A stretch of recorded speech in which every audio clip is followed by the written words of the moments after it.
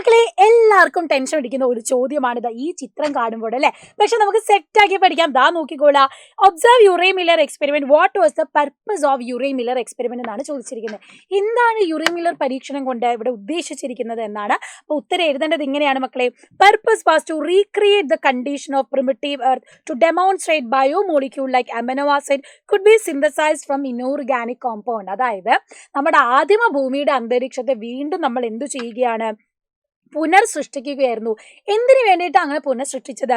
Amino ആസിഡുകൾ പോലെ ജൈവ തന്മാത്രകളും അജൈവ ഘടകങ്ങളിൽ നിന്ന് സമന്വയിക്കാൻ കഴിയുമെന്ന് നമുക്ക് തെളിയിക്കാൻ വേണ്ടിയാണ് യുറേ മില്ലർ പരീക്ഷണം നടത്തിയത്. അടുത്ത ചോദ്യം നോക്കിക്കേ. Name the one biomolecule synthesised in this experiment. യുറേ Miller പരീക്ഷണത്തിന്റെ ഈ പരീക്ഷണത്തിൽ സമന്വയിച്ച ഒരു ജൈവ തന്മാത്രയുടെ പേരെഴുതാനാണ് പറഞ്ഞത് അല്ലെ. ഇതിന്റെ ആൻസർ എന്താണെന്ന് നിങ്ങൾക്കറിയാലോ. യെസ്, അപ്പം ഡു കമന്റ് ബിലോ. ബൈ.